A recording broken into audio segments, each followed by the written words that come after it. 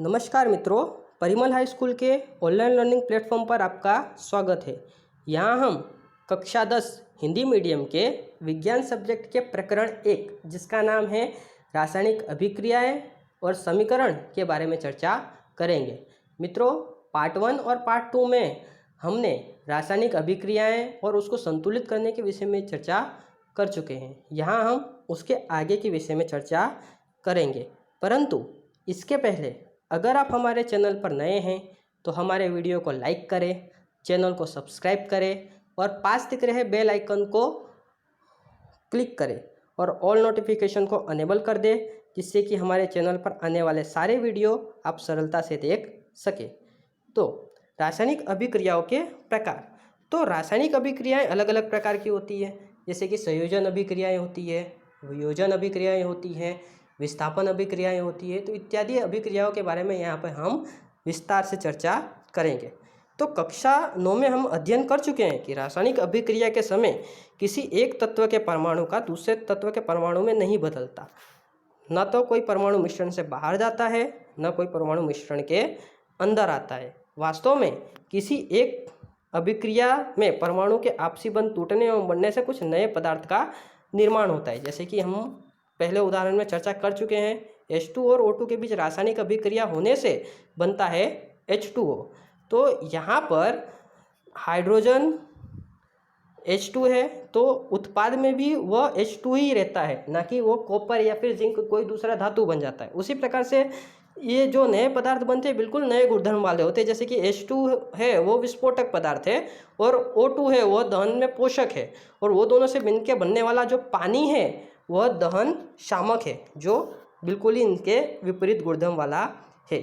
तो यहाँ पर हमें पहली रासायनिक अभिक्रिया के बारे में चर्चा करनी है, जो है संयोजन अभिक्रिया।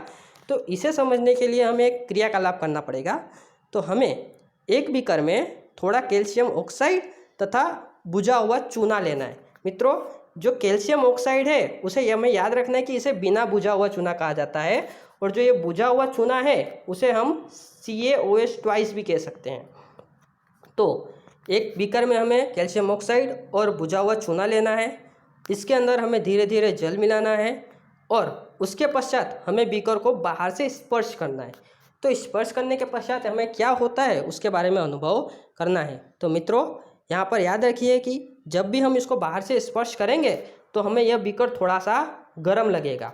इसका मतलब कि कैल्शियम ऑक्साइड बुझा हुआ चूना का पानी के साथ अभिक्रिया होने से कुछ प्रमाण में कुछ ऊष्मा उत्पन्न हुई थी, जिसके वजह से हमें गर्मी लगी। मतलब कि ये अभिक्रिया में ऊर्जा उत्पन्न हो रही है, और ऐसे अभिक्रियाओं को हम कहते हैं ऊष्माक्षेपी अभिक्रियाएं, जिसके बारे में हम आगे अभ्यास करेंगे। तो कैल्शियम ऑक्साइड और जल के साथ अभिक्रिया करके बुझे हुए चूना, मतलब कि कैल्शियम हाइड्रोक्साइड का निर्माण करके अधिक ऊष्मा उत्पन्न होती है। तो कैल्शियम ऑक्साइड उसका जल के साथ अभिक्रिया होने से कैल्शियम हाइड्रोक्साइड मतलब कि बुझा हुआ चूना बनता है, और इस अभिक्रिया में ऊष्मा उत्पन्न हो रही है, जो हम लोग ने यहाँ पर हाथ लगा के देखा था, जिसकी वजह से वो हमें बीकर गर्म लगा था। तो इस प्रक्रिया में ऊष्मा उत्पन्न हो रही है, इसलिए हम इसे ऊष्माक्षेपी अभिक्रिया कहेंगे। अगर किसी अभिक्रिया में ऊष्मा का शोषण होता हो तो ऐसी अभिक्रियाओं को ऊष्मा शोषी अभिक्रिया कहेंगे, और ये दोनों अभिक्रियाओं के बारे में हम आगे विस्तार से चर्चा करेंगे। तो इस अभिक्रिया में कैल्शियम ऑक्साइड तथा जल मिलकर एकल उत्पाद बना रहे हैं, और इसे कैल्शियम हाइड्रोक्साइड बनाते हैं। मित्रों, अब हमें यहाँ पर याद रखना है कि जो ये संयोजन अभिक्रिया है, संयोजन का मतलब ये होता है कि जुड़ना। तो यहाँ पर दो अणु एक दूसरे में जुड़ते हैं, और दो अणु एक दूसरे से जुड़कर कोई एकल उत्पाद बनाते हैं, इसलिए इसे हम संयोजन अभिक्रिया कहते हैं। तो यहाँ पर देखिए कि कैल्शियम ऑक्साइड और पानी दोनों मिलके कैल्शियम हाइड्रोक्साइड का निर्माण कर रहे हैं। इस प्रकार दो अणु एक दूसरे से जुड़ते हैं और एकल उत्पाद बना रहे हैं, इसलिए इसे हम संयोजन अभिक्रिया कहते हैं। अब इस अभिक्रिया में कैल्शियम ऑक्साइड तथा जल मिलकर एकल उत्पाद बनाते हैं। ऐसी अभिक्रिया दो या दो से अधिक अभिकारक मिलकर केवल एकल उत्पाद का निर्माण करते हो, उसे हम संयोजन अभिक्रिया कहते हैं। उसी प्रकार से अब यहाँ पर क्या आप जानते हैं, हमें जो सवाल दिए गए हैं वो एग्ज़ाम की दृष्टि से बहुत ही महत्वपूर्ण सवाल है, जो एग्ज़ाम में हमें 2 मार्क्स में वैज्ञानिक कारण में पूछा जा सकता है। हमें पूछा जा सकता है कि बुझे हुए चूने का विलयन का उपयोग दीवारों में सफ़ेदी के लिए क्यों किया जाता है। तो इसका वैज्ञानिक कारण कुछ इस अनुसार है कि निर्मित हुए बुझे हुए चूने के विलयन का उपयोग दीवारों में सफ़ेदी करने के लिए किया जाता है। तो उसका कारण क्या है? क्योंकि जो कैल्शियम हाइड्रोक्साइड है वो वायु में उपस्थित कार्बन डाइऑक्साइड के साथ धीमी गति से अभिक्रिया करके कैल्शियम कार्बोनेट की परत बना देता है। मित्रों, ये जो कैल्शियम कार्बोनेट है जिसे हम CaCO3 के द्वारा दर्शाते हैं, उसे हम चूने का पत्थर कहते हैं। जिसे दूसरे शब्दों में हम कहें तो जो हमारा संगमरमर का पत्थर है उसे भी हम कैल्शियम कार्बोनेट ही कहते हैं। और इसका संगमरमर का मुख्य रूप से उपयोग आगरा के ताजमहल बनाने के लिए किया गया है, जो सफ़ेद संगमरमर से बना हुआ है। तो यह इस प्रकार सफ़ेदी देता है। तो सफ़ेदी करने के लिए 2-3 दिन बाद सफ़ेदी करने के 2-3 दिन बाद यही कैल्शियम हाइड्रोक्साइड हवा में रहे हुए कार्बन डाइऑक्साइड के साथ अभिक्रिया करके कैल्शियम कार्बोनेट बना देता है और दीवार के ऊपर चमक आ जाती है। और हमें यह जानना रोचक है कि जो संगमरमर का रासायनिक सूत्र है वो CaCO3 ही है, जो मैंने आपको बताया था कि CaOH twice plus CO2 that gives CaCO3 plus H2O। अब संयोजन अभिक्रिया के कुछ उदाहरण नीचे अनुसार है कि जैसे कि कोयले का दहन। तो हम जानते हैं कि कोयले को हम लोग कार्बन मतलब कि C द्वारा दर्शाएंगे। उसका दहन मतलब कि ऑक्सीजन के साथ अभिक्रिया होती है तो उस समय कार्बन डाइऑक्साइड मतलब कि CO2 बनता है। उसी प्रकार से जब हाइड्रोजन तथा ऑक्सीजन के मिलने से जल का निर्माण होता है, मतलब देखिए यहाँ पर 2 अणु मिल रहे हैं, हाइड्रोजन का और एक ऑक्सीजन का। ऑक्सीजन के 2 हाइड्रोजन और ऑक्सीजन के अणु मिलकर एक पानी का अणु बना रहा है, इसलिए यह भी प्रक्रिया एक संयोजन अभिक्रिया है। तो हम सरल शब्दों में कह सकते हैं कि जब 2 या 2 से अधिक पदार्थ संयोग करके एकल उत्पाद का निर्माण करते हैं तो ऐसी अभिक्रियाओं को संयोजन अभिक्रिया कहते हैं। क्रियाकलाप 1.4 में हमने देखा कि अधिक मात्रा में यहाँ पर ऊष्मा उत्पन्न हुई है। मतलब शुरू में मैंने आपको बताया ही था कि जो हमने क्रियाकलाप किया उस समय अधिक मात्रा में ऊष्मा उत्पन्न हुई, तो इससे अभिक्रिया मिश्रण गर्म हो जाता है और जिन अभिक्रियाओं में उत्पाद निर्माण के साथ ऊष्मा भी उत्पन्न होती है उन्हें ऊष्माक्षेपी रासायनिक अभिक्रिया कहा जाता है। मतलब कि जिन अभिक्रियाओं में उत्पाद का निर्माण होता है यदि उस समय ऊष्मा मुक्त होती हो तो ऐसी अभिक्रियाओं को ऊष्माक्षेपी अभिक्रियाएं कहा जाता है। हमारे दैनिक जीवन में अनेक प्रकार की ऊष्माक्षेपी अभिक्रियाएं होती है। उसी प्रकार से हमें याद रखना है कि जिन अभिक्रियाओं को करने के लिए ऊष्मा देनी पड़ती हो तो वैसी अभिक्रियाओं को ऊष्माशोषी अभिक्रियाएं कहा जाता है, जिसके बारे में हम आगे चर्चा करेंगे।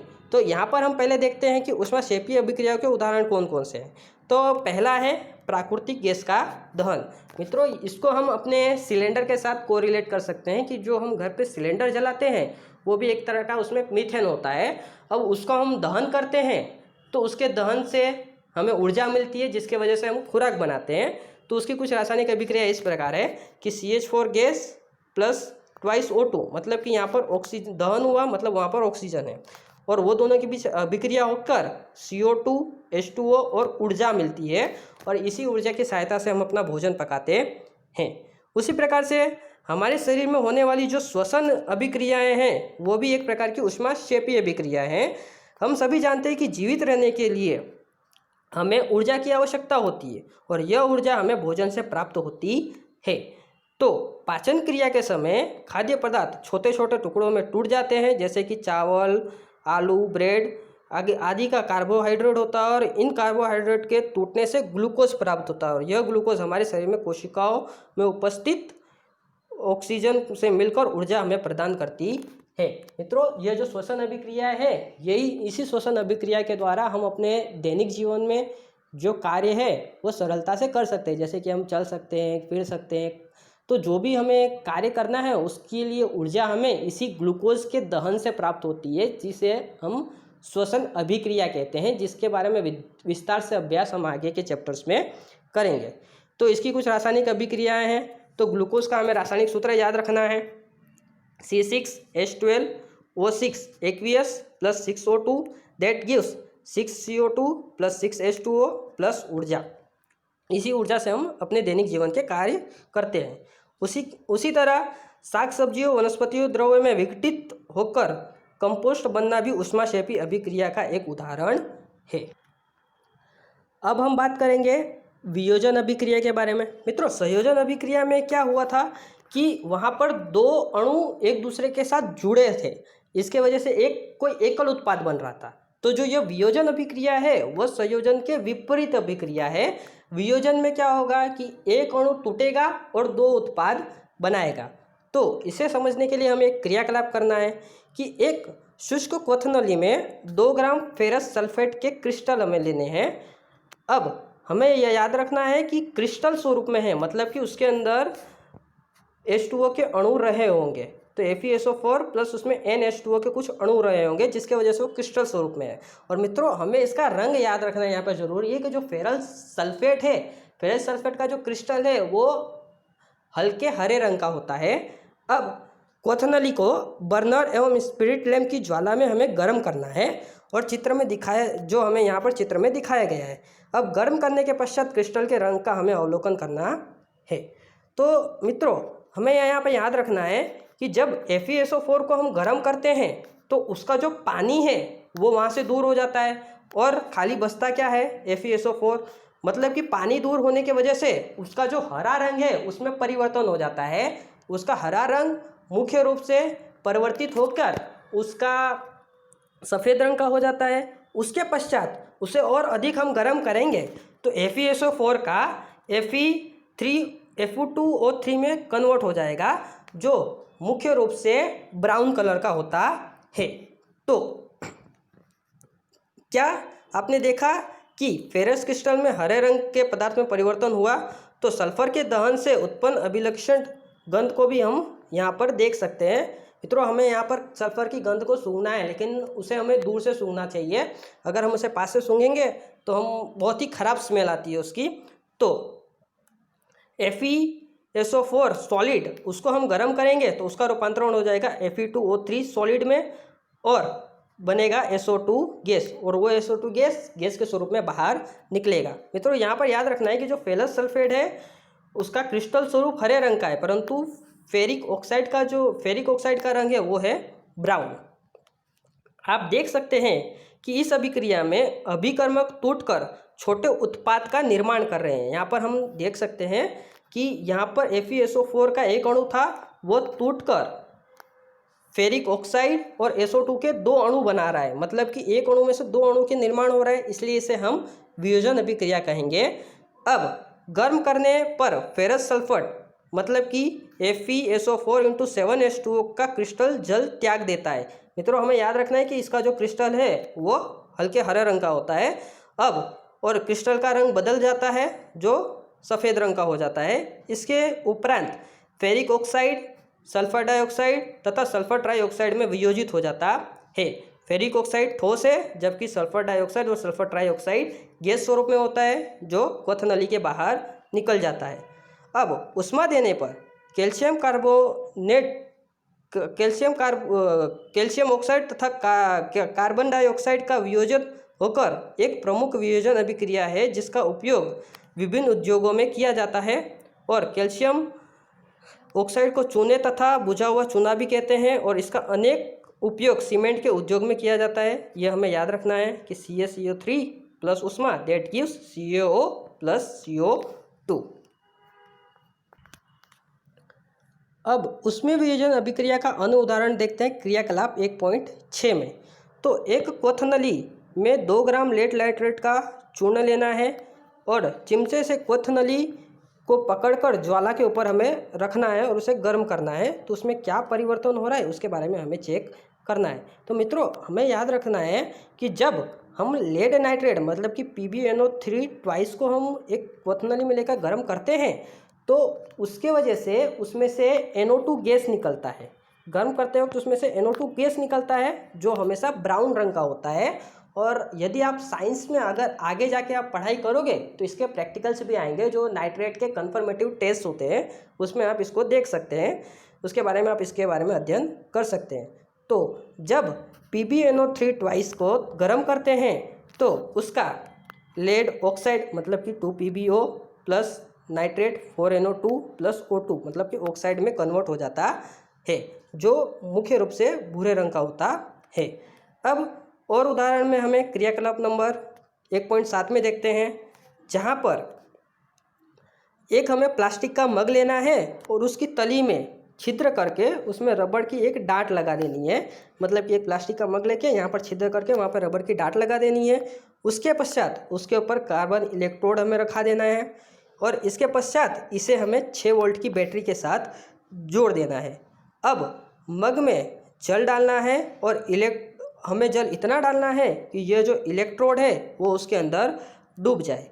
उसके बाद तनी सल्फ्यूरिक अम्ल के उसके अंदर कुछ बूंदे डालनी है, क्योंकि ये जो शुद्ध जल होगा वह विद्युत का वहन करेगा नहीं, तो इसलिए विद्युत के वहन करने के लिए वहाँ पर हमें तनु सल्फ्यूरिक एसिड की कुछ बूंदें डालनी पड़ेगी।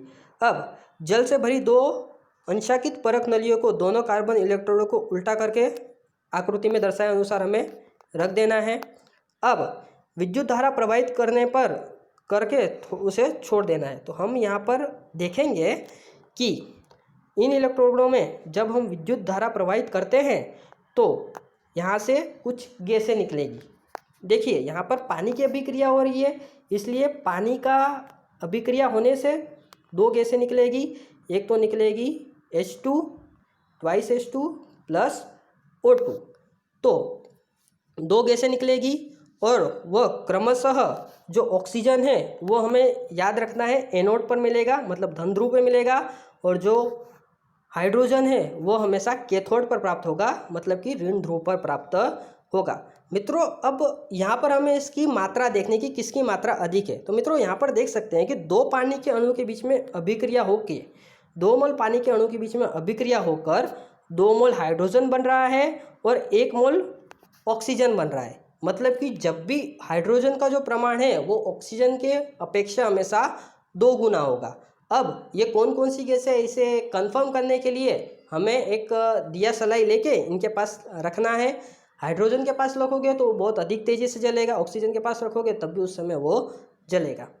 इसके पश्चात सूर्य प्रकाश, इसके पश्चात क्रियाकलाप नंबर 1.8 में हमें एक चाइना डिश में 2 ग्राम सिल्वर क्लोराइड लेना है। अब इसका रंग क्या है वो हमें देख लेना है। मित्रों हमेशा याद रखना है कि जो सिल्वर क्लोराइड है वो हमेशा सफ़ेद रंग का होता है। तो इस चाइना डिश को थोड़ी देर के लिए सूर्य प्रकाश में हमें रखना है और उसके पश्चात सिल्वर क्लोराइड के रंग का हमें अवलोकन करना है। तो हम देखेंगे कि सूर्य प्रकाश में श्वेत रंग का जो सिल्वर क्लोराइड है वो धूसर रंग का हो जाता है, और इसका कारण क्या है कि प्रकाश की उपस्थिति में सिल्वर क्लोराइड सिल्वर तथा क्लोरीन में विभाजित हो जाता है। तो जो रासायनिक अभिक्रिया नीचे अनुसार है, 2AgCl solid that gives Surya Prakash that gives 2Ag solid plus Cl2 gas, मतलब कि यहाँ का क्लोरीन गैस बाहर निकल जाता है और केवल चांदी उसके अंदर बचता है। उसी प्रकार से सिल्वर ब्रोमाइड भी इसी प्रकार से अभिक्रिया करता है। तो 2AgBr सूर्य प्रकाश की उपस्थिति में that gives 2Ag plus Br2। मित्रों हमें यह याद रखना है कि यह जो प्रक्रिया है इसका उपयोग मुख्य रूप से फोटोग्राफी में किया जाता है। श्याम श्वेत फोटोग्राफी जो होते हैं उसके ऊपर इसका उपयोग किया जाता है, जिसे हम ब्लैक एंड वाइट फोटो कहते हैं, वहाँ पर इसका मुख्य रूप से उपयोग किया जाता है। मित्रों अब अभी तक इस अभिक्रिया में हमने देखा कि जो भी अभिक्रियाएं हो रही है वहाँ पर कोई एकल अणु टूटकर 2 परमाणु हमें दे रहे हैं। इस प्रकार से एक अणु के टूटने से 2 अणु हमें 2 या 2 से अधिक अणु हमें प्राप्त हो रहे हैं, इसलिए इसे हम वियोजन अभिक्रिया कहेंगे। और इन अभिक्रियाओं के समय हमें याद रखना है कि ये अभिक्रियाएं करने के लिए हमें इन्हें ऊष्मा देनी पड़ रही है। जैसे कि AgCl है तो यह अभिक्रिया करने के लिए हमें बाहर से इसे सूर्य प्रकाश देना पड़ रहा है, जिसके वजह से ये जो AgCl है वो Ag और Cl2 में विघटित हो रहा है। मतलब कि यहाँ पे बाहर से ऊष्मा देनी पड़ रही है, इसलिए हम इसे ऊष्मा शोषी अभिक्रिया कहते हैं। Thanks for watching this. हमारे चैनल को सब्सक्राइब करें, वीडियो को लाइक करें और कमेंट करना ना भूलें।